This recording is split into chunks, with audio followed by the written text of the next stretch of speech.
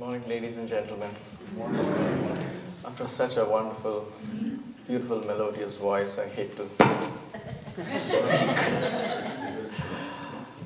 But I'm very grateful to have been given this opportunity to share my humble perspectives. We're all in this journey of life. We're all trying to understand and appreciate what life has to offer to us and exploit it to the fullest, and to reach out to something more deeper within and without. And so what I'm doing here today is not to preach. I might sound preachy, but I'm only sharing the lessons I learned and the perspectives that I have gathered in this journey. And in listening to this, you may draw parallels in your own life. And in sharing this, I learn more.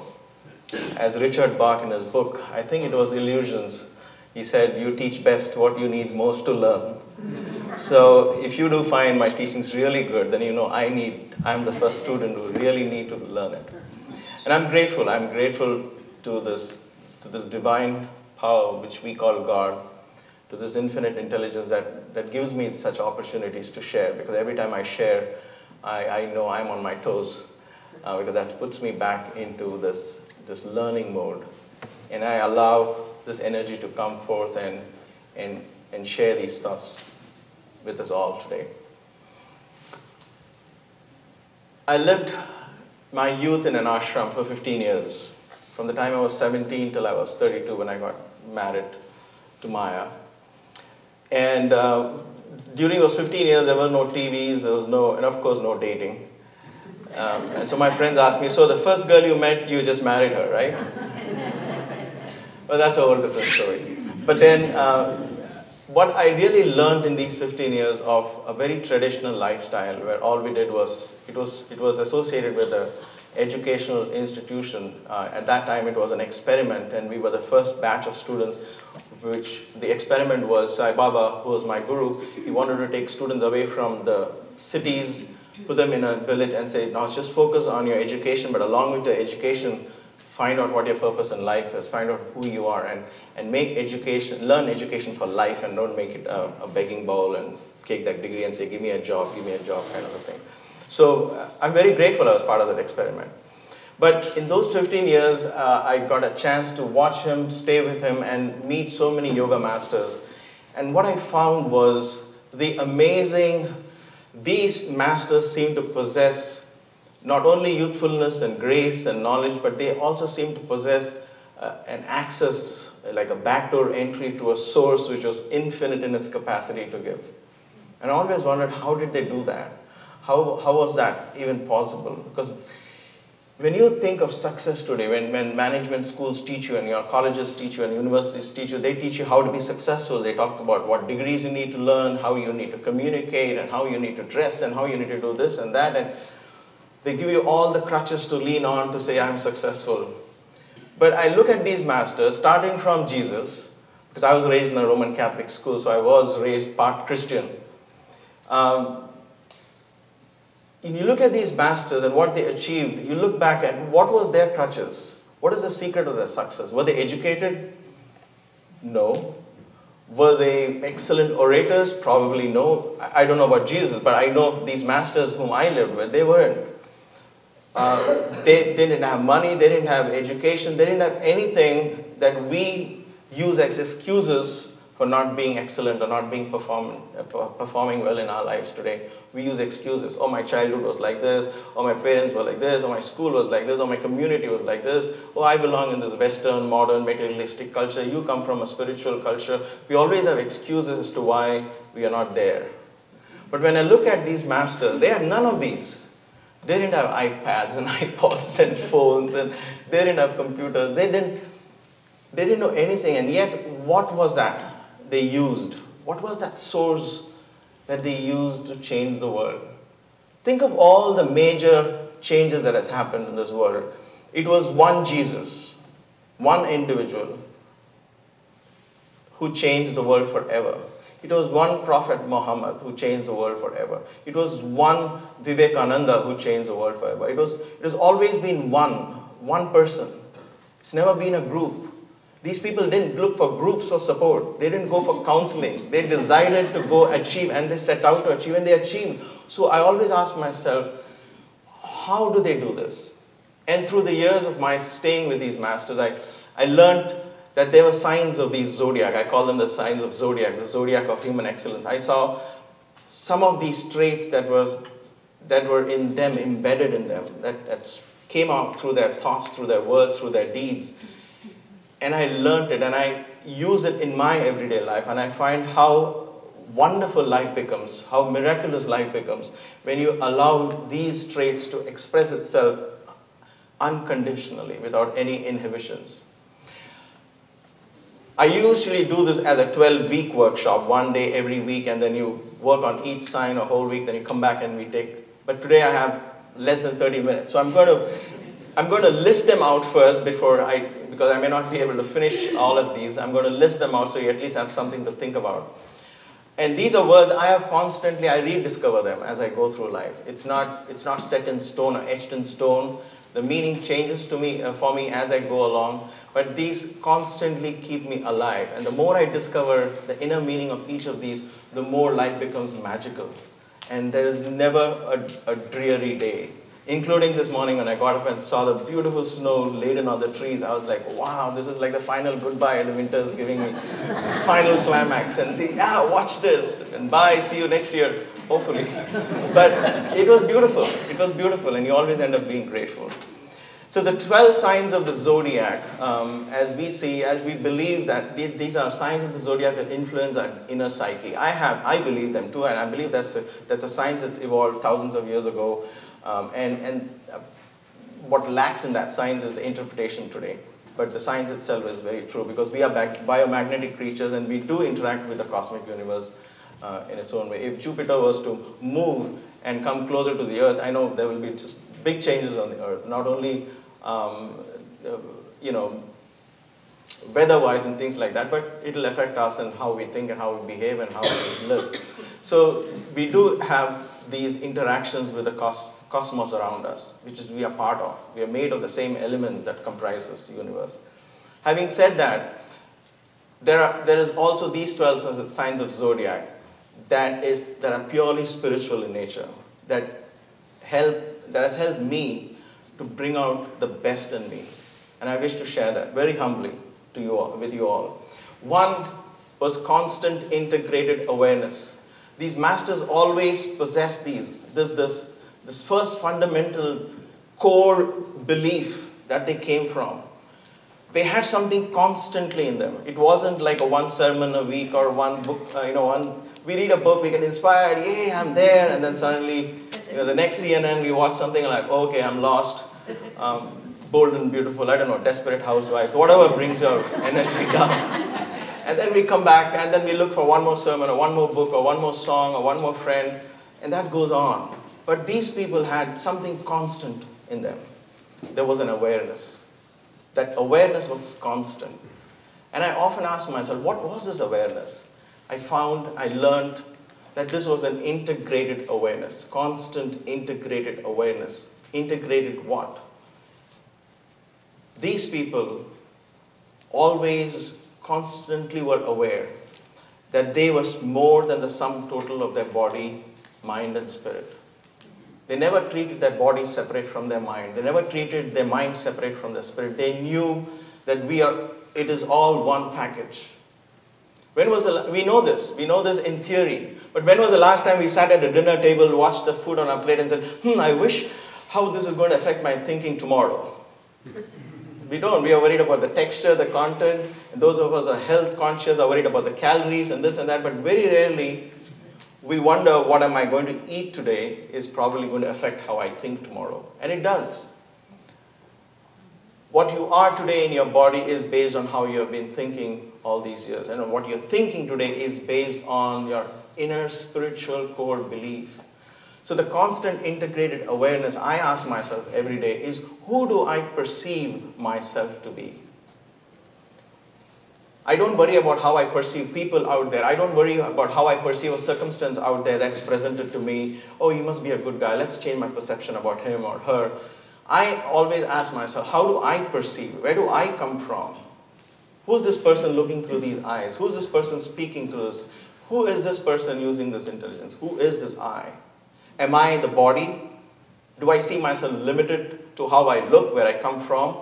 Am I the mind? Do I see myself limited to my education, to my culture, to my language I speak? Do I see myself limited? Or do I see myself as pure spiritual energy, which knows no limitations, which is not inhibited by any barriers of any kind? And I looked to these masters, and I found that they had this uninhibited energy. We just flew. And I realized, gosh, I had this. We all had it. When we were babies, where was fear? Where is fear in a 2-year-old child? Do you see a 2-year-old child or a 1.5-year-old child afraid of anything? Are they afraid of strangers until we teach them? Don't follow strangers. Don't talk to strangers. They don't know strangers. They just uninhibited love, unconditional acceptance of what happens to them. What happened to that free expression of spirit that was within us? I often ask people, has anybody seen an ugly child? Please don't raise your hand. Nobody does. Why? Because you never see an ugly child. You never see. Why? And yet, we learn what beauty, if you go to a beauty pageant today, or if you watch a beauty pageant on TV, what is beauty? How you walk. Okay, they teach you how to walk. All right? I'm not going to exhibit it here. But watch a baby walking. He breaks all the rules of what you learn later on. He barely walks 2 steps. He falls down, walks 2 steps, falls down. Okay, they teach you how to dress, how to look smart. And how many times we go out shopping because we run out of dresses.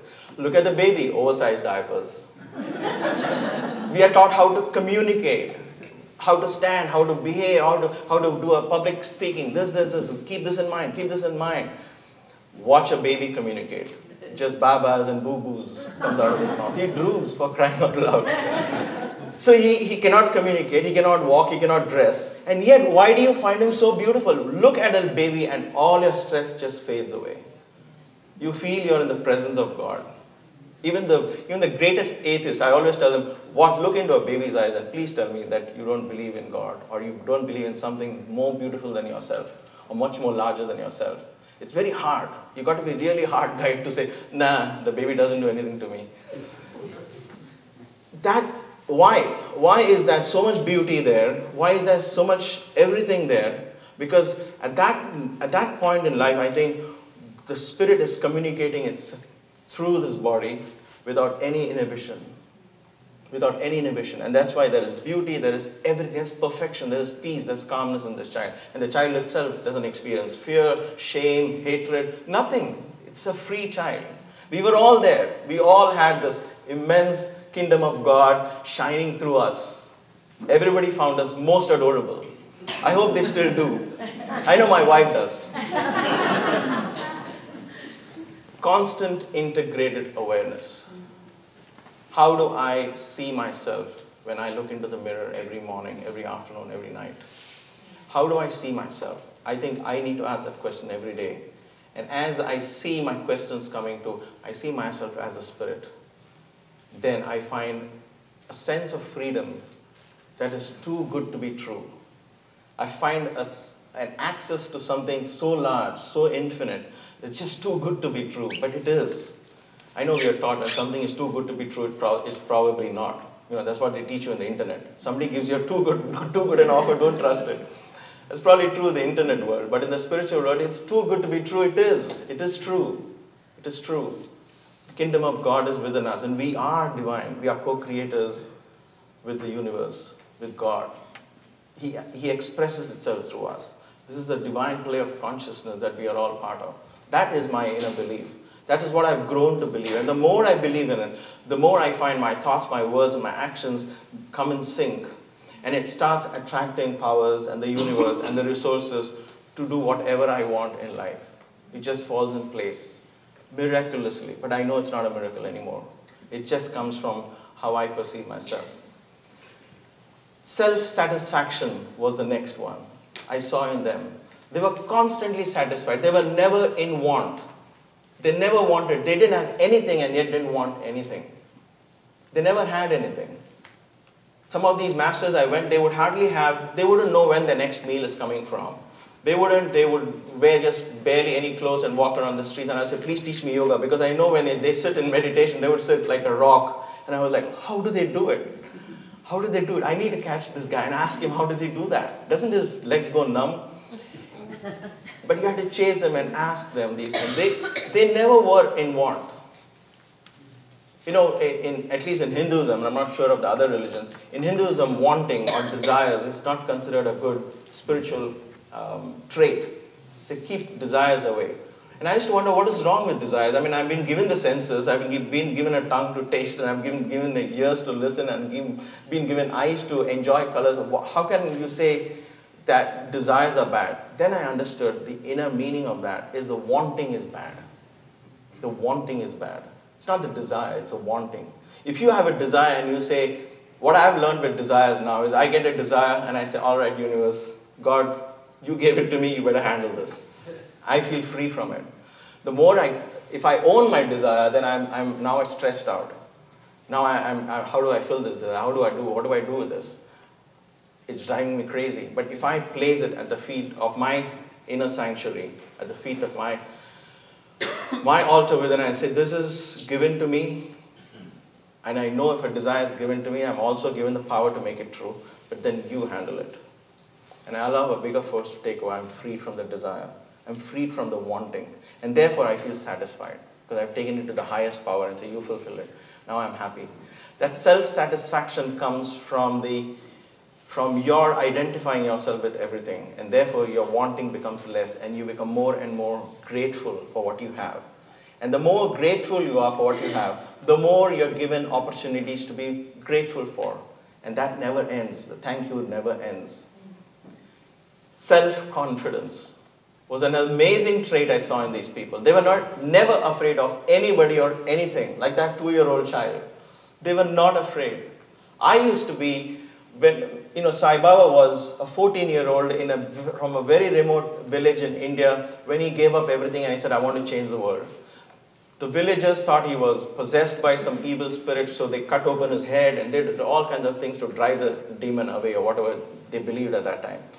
But the only difference between this 14-year-old and all the million other 14-year-olds was this 14-year-old did not give up his dream. He said, I'm going to change the world. What inspired him, I don't know. I met him when he was 52 years old. But he had the same intensity, the same energy, the same drive to make a difference in the world. Nothing bothered him. If 10 people believed in him or accepted his teaching, there were 200 people to say why he was a cheat and why he was this and that. It didn't affect who he was. It never affected who he was. He did what he set out to believe. He was so confident of what he wanted. He was so clear about what he wanted. And this is without any education. He was an eighth grade dropout. And this 8th grade in a village, in a village which was not even on the map of India. Forget the world. It was not even on the Indian map. There weren't roads going there. You had to take a bullock cart and go. I'm talking when he set out to do this mission. So he didn't draw a project plan and ask people, where do you think could be a location of an ashram that can get millions of people from outside the world? I would do that, set up a yoga center. I want a good location, location. They just set out to do, they broke all the things that you will learn in modern management and science and scientific way to analyze and how to be successful, how to be excellent. They said, you know what, just do it. Because for them, it came from that innermost core belief that, who am I? I am divine. So why wouldn't it be possible for me to do anything? 85 years of his life, he changed that village, which was not even a map. It had a full-fledged university. Now it's one of the top universities in India. Super specialty hospitals which do 10 open heart surgeries, cardiac surgeries every day, totally free. Education is totally free. Everything is 100% free. State-of-the-art surgeries. And you have people from, doctors from America and surgeons from all over the world going there to just offer voluntary services. It has an airport where a jumbo jet can land. It has a railway station. It is a mini city now, bubbling with energy and people coming in and imbibing his teachings or whatever. The whole point for me is, how does one person with nothing that I know is required to be successful, with none of these features or traits, how does this one person do this? How does this one person do this? I look back and I look at Jesus' life and I said, if this is possible, why couldn't Jesus' life be true? Why couldn't he change the world? It is absolutely possible when you say, I and my Father are one. When you experience that I and my Father are one. When you truly believe, not intellectually, but truly in your heart, you hear this voice coming forth that we are one. And that the oneness and your thoughts and your words and actions only express that oneness. And then you find your life coming up beautifully and offering everything that you ever dreamt of at your service, at your footstep. Discipline was one of their traits, the fourth trait. Determination was an amazing trait I saw in them. Discrimination, the power for clarity of vision was amazing. It comes from determination. I think until 2 years ago, I was wanting to spread the message of yoga. I wanted to bring yoga back to where yoga should be. It's become, unfortunately, and I'm not saying west or east, but universally, it's become a synonym for flexibility today. Oh, I'm feeling stiff, I want to do yoga. And yoga has become a synonym for flexibility, physiotherapy, and it's all physical, because body, mind, and spirit. Mind, no, I don't know. Spirit, I don't know. Body, yeah, I know. Let's take that out. Exploit it, and now practice yoga. But the whole purpose of yoga was seeing it as integrated. So you can't take the body out of it and do yoga and say, I'm doing yoga. It doesn't give it becomes a flexibility routine. So my dream was to bring back the essential philosophy of yoga. What were the basic foundational rules? What was the lifestyle approach of these yogis? What are the basic lessons that the yoga scriptures are all about? Without making it sound religious, because it wasn't meant to be a religion. The scriptures were written in a different language. Doesn't mean it's a different religion. They just said, use your body, use your breath, use your mind to understand your own spirit. That's the fundamental basis of yoga. Until 2 years ago, I wanted to do this. I was dreaming of doing this, but I never got the guts to give up my job and take this leap of faith. But I did. But when I finally did it, when I allowed determination to push me there and I took this leap of faith, then things started amazingly opening up for me. The vision became even more clearer. So discrimination follows determination. Once you're determined what to do and you take steps to actually do it, then suddenly the vision becomes clearer and clearer and clearer. And discrimination with these masters were amazing. They were clear and they never compromised on their vision, whatever the difficulties. Look at the life of Jesus. It's amazing. He faced crucifixion. Forget losing a job or a divorce or something. He faced crucifixion. It's the most horrible way to die. He never compromised on what he believed. He said, do what you may, but I will always claim that I am the Son of God, and you are too. The kingdom of heaven is within you. That is the amazing clarity that comes from determination. And that once that clarity sets in, anything unimportant automatically falls off. So I found detachment as the next trait in these masters. Detachment was natural. Well, I don't need this. It's not part of my vision, so it's dropped out. You do that. We all do that in bits and pieces. I'm not saying that these are only for the selected few who walk the earth, but these are available to all of us. When we tune into groups like these, we find certain people do not tune into our way of thinking, and therefore they slowly just go away from our lives. And then we gather our different friends whom we can relate to, who vibe with us. So we do that. And that's exactly what these masters did. Discrimination, detachment. And then came this powerful, powerful trait of dedication. Dedicating all the resources. Now the path is clear. So go for it. What is stopping you? Go for it. Give everything that you have. Put everything that you have in what you have to achieve. And excellence will only be the result and nothing else. We often judge ourselves, and that's why we judge ourselves as not being able to achieve. Oh my God, I'm not really good for this. I've been trying my best for so many years. How do you say I've dedicated everything I have, but nothing is happening? So I'm reminded of this wonderful story. You may have heard of this. So bear with me if you have, but it's worth repeating it here. There is a story of this guy who's praying to God to make him an instrument. And God appears to him and says, okay, you really have prayed hard, my son. And he says, give me some work, God. I want to do some work for you. Whatever you say, I'll do. Give everything that I have. I'll put everything that I have into it. And God says, all right, just outside your door, there's this huge rock. Why don't you just move it? No, he says, why don't you push it? Just push it for me. And he says, okay, I will. And then he starts pushing the very next day, and he starts pushing and pushing and pushing, and the rock doesn't budge because it's a huge rock. He says, no, God has told me, I will make it succeed. And he pushes it, and days and weeks and months pass by, and he's trying for hours a day. And he says, maybe I don't have the strength. So he starts eating well and this and that, and he starts working towards pushing this rock. It doesn't budge an inch. And he gets very depressed. He's very upset. He says, oh my gosh, God has given me one tiny work like this, and I'm not able to do this. Why? And so he prays intently, please guide me. And God appears to him again and says, what's the matter? Aren't you happy? He said, happy? You gave me one little job. You said, push the rock, and I have not moved it even 1 inch.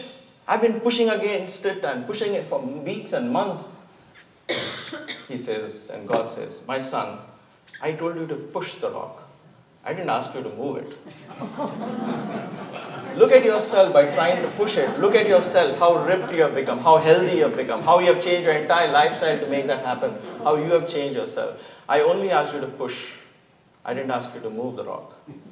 So sometimes we judge ourselves based on what we assume is expected of us, whereas we are in the right place at the right moment with the right resources to exploit our life.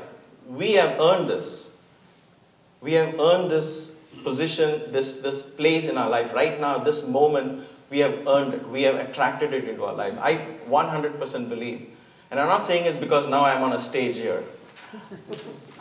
I've meditated on this when I've lost job. I meditated on this, and together we meditated on this when we lost our entire savings in this stock market crash. We meditated on this. This is perfect. This is perfect. We are attracting this perfect thing into our life to learn a lesson. And only thing that comes out of that is a sense of gratitude, a gratefulness. Oh my gosh, this is wonderful. This is teaching me so much more to depend on the Spirit rather than anything else. And once you start leaning on this infinite power we call God for support, it's amazing how He lifts you up. It's amazing how He lifts you and carries you through the thick and thin. Detachment was that I just mentioned, and then dedication, and the final thing was the duty. Once, the duty to be a co-creator of God. That to me, personally, that's my duty. That's my call to action. I want to start my day, spend my day, and end my day being a co-creator with God. I want to walk with God by my side. I don't want to follow Him. I don't want Him to follow me. I want Him by my side. Hold my hand as a friend and walk with Him. And in that walking with Him, holding His hand, I find that the energy and the power is amazing. It is amazing. And you feel proud. You feel like, oh, I have got my best friend here. And that feeling is inexplicable and makes you do things which surprises even you. And when all these 9 traits are encircled with the last 3 laws, as I call it the laws of attraction, the laws of the quantum, and the laws of oneness. It completes these signs of Zodiac. We are co-creators of our reality. Science is beginning to accept it. They're never going to come down one day and write a book which says, yes, this is what it is. They're never going to do that. But it is true. In the laws of the quantum, they're beginning to understand what they thought was reality is reality no more. And they found that just by observing it, you create the reality. You have the potential to create reality. Brain research is now coming up with neuroplasticity. What does that mean? It says that you are creating your own reality. Your brain is creating your reality. So when you watch, the brain doesn't distinguish between what is false and what is real. For it, everything is real. Every emotion that passes through your brain, it considers as real. So if you are watching a violent movie, the brain is releasing the same hormones as if you would have been in that violent situation. That's why we say kids don't watch violent movies, because their brain is creating that reality for them. So neuroplasticity, so if you can create that kind of reality, why can't you create a reality that I'm divine, I'm divine, I'm divine? The brain starts working towards it. I know it doesn't appear logical. I know it doesn't appear analytical. It doesn't appear like, it doesn't make sense. What do you mean I'm God? What am I supposed to do? Give up breakfast? Stop eating ice cream? What am I supposed to do? Yes, it doesn't make sense, but start saying it. Just because it doesn't make sense doesn't mean you shouldn't be saying it. Shouldn't be thinking about it. You know, I mentioned this in my last talk in the morning. When I set out to come here, I didn't know this destination, but I put the address on my GPS and I trusted the process. If I can trust a $200 worth of machine sitting on a desk there, why can't I trust a process much larger, which has been time tested over centuries and ages and thousands of years? That process which just asks you to believe you are divine. To believe you are divine. Start saying it and trust the process. What is the process? Just trust. You can't define that process. You can't define the path. You don't need to. How does this GPS, how does he know how to turn left? How does this guy know, how does this machine know how to turn right? Is it interacting with the satellite? Oh, but that cloud's there. It doesn't even make sense if you start thinking like that. Let's just stop being a kindergarten. Come on. But you trust that. You know there is a process in place. There is this process. Thousands and thousands of years ago, the Hindus, now they call Hindus, but there were people living in India where they didn't have telescopes, they didn't have modern equipment, they didn't have anything. And they knew about Saturn being the furthest planet and the slowest moving planet. They knew about Jupiter being the largest planet. They knew about Mercury being the closest and the hottest planet. They knew about Mars. They knew the Earth was the third from the sun. If you and I, with all this education and all this modern technology, step out on a clear night and look up, and somebody was to say, hey, can you tell me which is Mars and which is Venus? And you'll be like, yeah, let's go inside and watch, or get my app out and see. How did these people know that?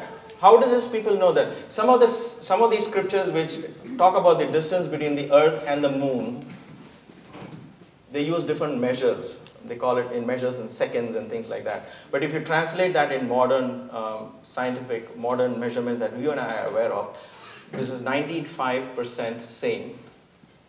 95% the same distance. They knew the distance between the Earth and the moon. So if they are going to tell us that the moon has influence on the mind, you know what, I'm going to give them the benefit of doubt. Because without anything, they knew there was something like this. They called it the heavenly bodies. They knew that there were forces at work in this universe. So the question is, how do they know this? Their answer is very simple. Their answer is, know that by which everything else is known. Know that by which everything else is known. What is that?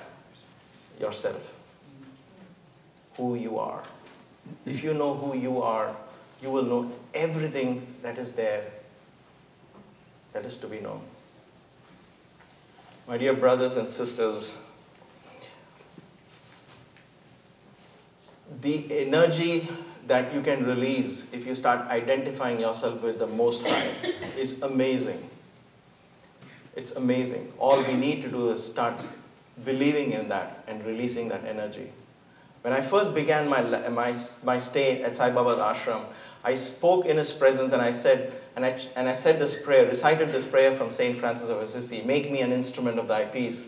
Because I've always prayed to be an instrument. I always believed that there has to be an energy. I said, make me an instrument of thy peace. Where there is hatred, let me sow love.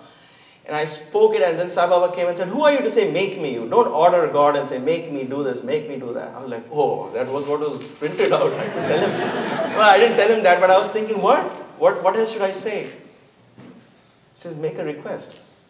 Then I said, should I say, may I? He said, yes. May I be an instrument of thy peace. I thought that makes perfect sense. So 5 years down this was. After the first time I said, 5 years later he said, who are you to keep ordering God? Start saying, may I. I said, may I be an instrument of peace. And then towards the very end of my stay, I had a chance to speak in his presence. And I said, you know what, let me repeat that again. And let me feel his pulse, whether I'm still on the right track. And I said, may I be an instrument of your peace where there is hatred. May I sow love. And then I spoke and I bent down, and as it's Indian custom, we kiss his feet. And I got up, he says, how many more years like a beggar you're going to say, may I, may I, may I? He used his very face. He says, what is this, may I, like a beggar? And I just looked at him in disbelief. What? I couldn't tell him, you told me so. I just looked at him and he said, when are you going to say, I am an instrument of your peace? When? I realized he took 10 years to teach me that lesson. But I was ready to say, and that from that day onwards, this has been my affirmation. I am an instrument of your peace. Where there is hatred, I sow love. Where there is injury, pardon. Where there is doubt, faith. Where there is despair, hope. Where there is darkness, light. From this moment on, I do not seek to be consoled as I seek out to console. I do not seek to be loved as I seek out to love. I do not seek to be pardoned as I seek out to pardon, because it is in giving that I receive. It is in loving that I am loved. And it is in dying that I am born to eternal life. I'd like to end this presentation with my favorite affirmation, the thought, the word that was presented today, I am light. I am light, glowing light, radiating light, intensified light. God consumes my darkness, transmuting it into light. I am light, glowing light, radiating light, intensified light. I am light. Flowing through me is a crystal river of light. Flowing through me is a crystal river of light that cannot be qualified by human thoughts and feelings. I am light, glowing light, radiating light, intensified light. I am light. I am light. I am light's fullest dimension. I am light's purest intention. I am light, light, light. I am light, light, light. Namaste. Thank you. Thank you.